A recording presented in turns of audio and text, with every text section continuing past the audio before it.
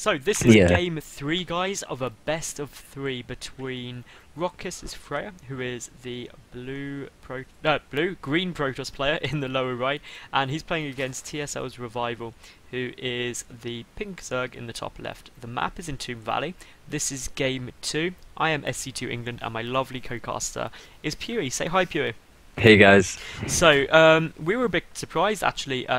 This FRAER took game 1 and Revival chose Entomb Valley. Yeah. I'm really shocked at this map choice compared to some of the other maps available to him. This is interesting. It certainly is. Like I said, and I just checked my stats. I'm actually 8-0 in PvZ on this map in like the last 6-7 weeks. So, like, and everyone always says like PvZ is pretty imbalanced in Protoss's favor, and I would agree with that. So I'm very strange by that. Maybe he's Stefano wouldn't agree with that. No. But no, we do. The trouble is with this map for Zerg is the third base is just so far away. These rocks are, you can't get a surround with Zerglings on them, so they take absolutely forever to kill.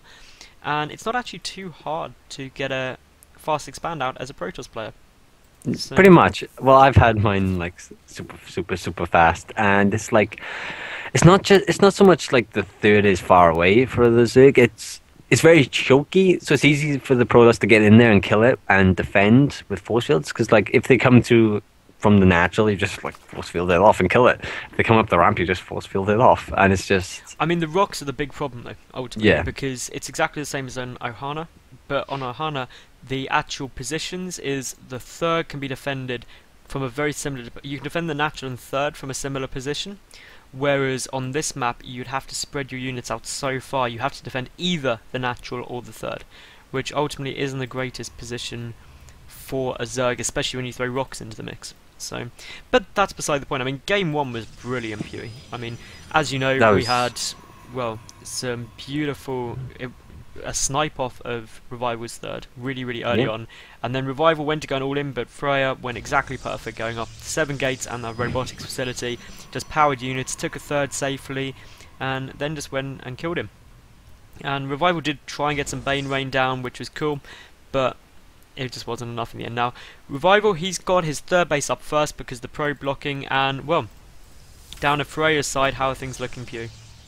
It's completely standard. He decides to wall off using his main ramp, which is a slightly different way to do it, but that's completely fine.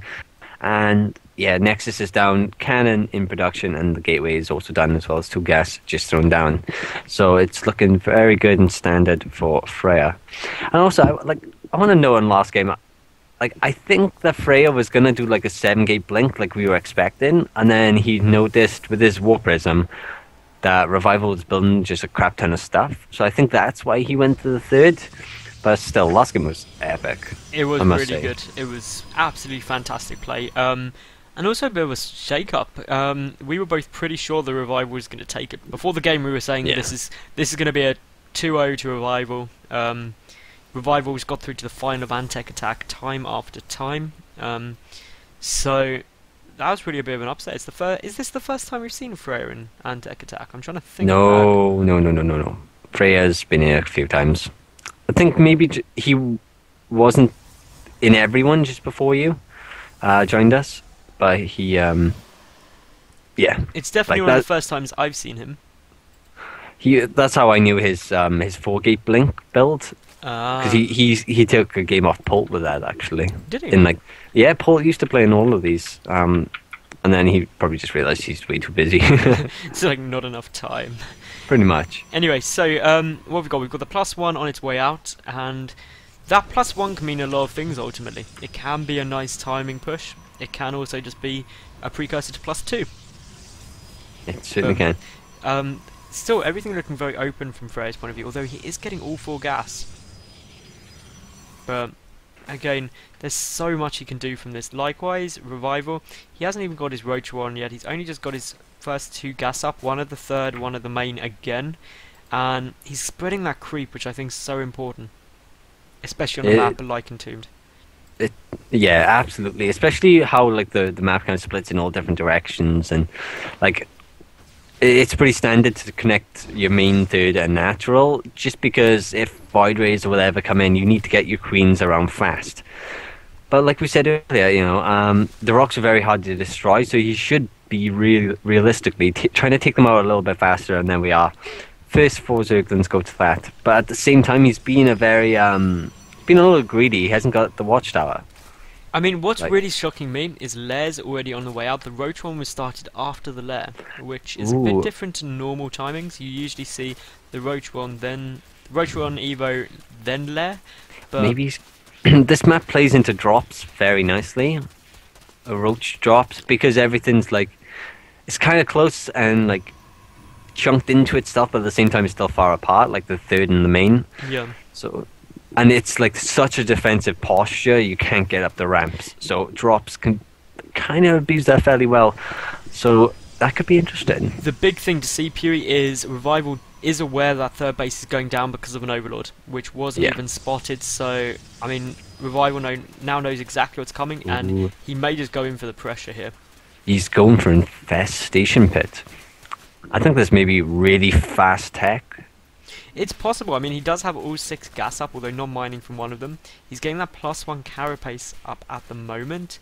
And now it's the +1 melee attack as well. So this is Ling Infester style, which definitely goes into very, very quick Broodlords. That's basically the plan of it. It's where you go, you just tech up nice and fast. I mean, we've got the Infestation Pit already, and we're only at about 9 minutes 20, so that's just finished. Pathogen glands on the way, and a hive already started. Yeah, so. There we are, hive. That's what I was expecting. 9-minute 30 hive, and the 4th base was also just started. And we do have a bunch of upgrades from FRAER. We have quite standard. He's walled off out of the third with gateways. He's got a double forge Twilight, and he has a robo already out. So he's probably going to hit like some funky 12 gate with a bunch of immortals and blink and nice upgrades.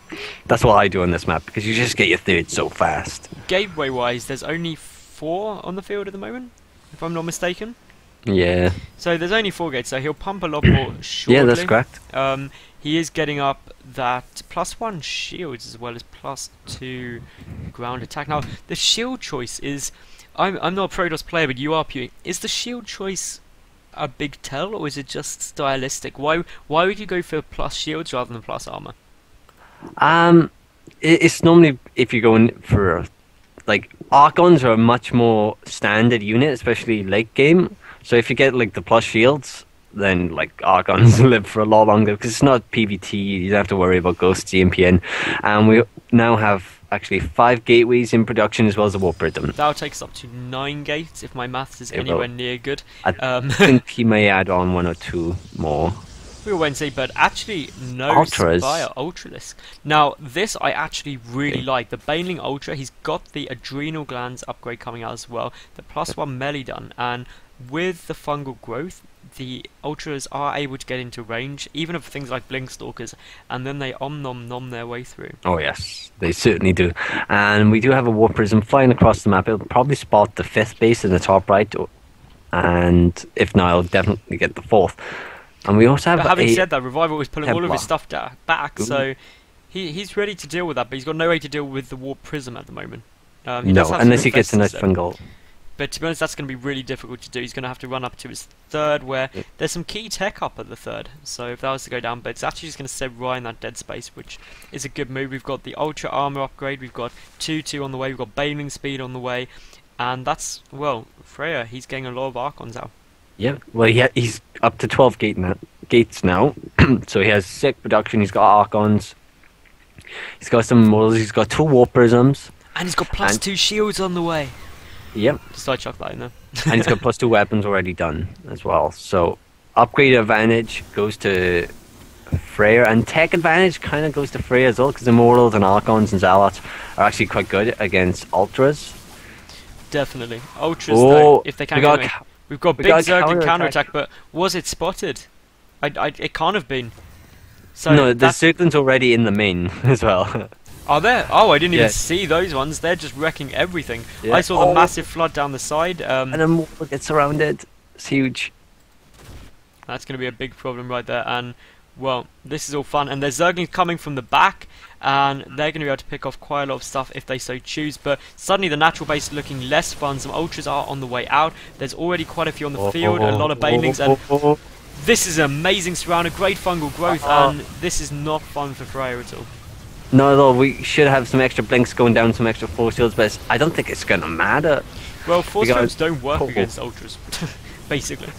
No, but like, with smart play you can choke up the units behind the force fields, but we have a fungal on all those like 12 zealots that just whooped in, and to be honest, that wasn't close. That was a complete annihilation. I don't think Revival actually lost. He may have lost 1, maybe 2 ultras, if that it. But FRAER, he's lost a lot of a lot of resources though. FRAER is doing the tried and tested if behind Dark Shrine. Oh no, and FRAER. Can you see the gateways at his third blocking it? The fourth one on the right is blocking. That's completely walled off from all out. He has to destroy that to get his probes in and out. He seems to do that as a matter of habit. Now this War Prism is going to get taken down by chain fungals. There's a couple of infested Terrans there. There is a drop though, dropping all the units out, but doesn't get anything, and everything dies. And FRAER is... I don't know exactly what he's doing. I think he's just scouting around with some extra zealots to make sure that Revival's not taking an extra couple of bases. To be fair, Revival is completely maxed out against FRAER's 130 supply. If we look at the worker count, it's 84 to 63. 3-3 upgrades are on the way, and well, this fourth base is not going down. No.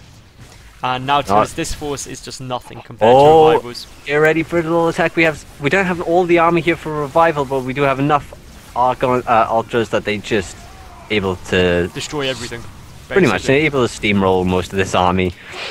And you know what this means though, Pewee? We're going to be going into Game 3. It does. And we even have an overseer preemptively brought with this army just in case. I mean, Revival's play was perfect. He chopped down spores at most of his bases as soon as that push was crushed, knowing that a Dark Shrine was a possibility to come back in the game, but Revival doing this perfect right now. Yeah. FRAER saving that one, Immortal, and lifting it over the wall. We have some good unit control from FRAER here, just trying to be like as cost efficient as he can, but there is a point where it just does not matter. Yeah. And we are at that point. It's a point where you've got 1 Marine against like 10 Ultras, and you can try and kite it as long as you want, but eventually you're just going to die. And especially when you look at Revival, he's got creep at all the expansions that FRAER could possibly take. So there's no chance of him expanding. And the Cyber Core's just gone down now as well. The upgrade, the 3-3 upgrades are about to kick in for Revival. The Ultra's just streaming along, and yeah. Good work by FRAER, staying on till the bitter end. But once he sees all these Ultras, I reckon there's going to be a GG. Neural Parasite is about to finish as well. But what would he neural parasite? There's the GG. A probe. A probe. GG. There is the GG, which is always fun. So stay tuned for Game 3.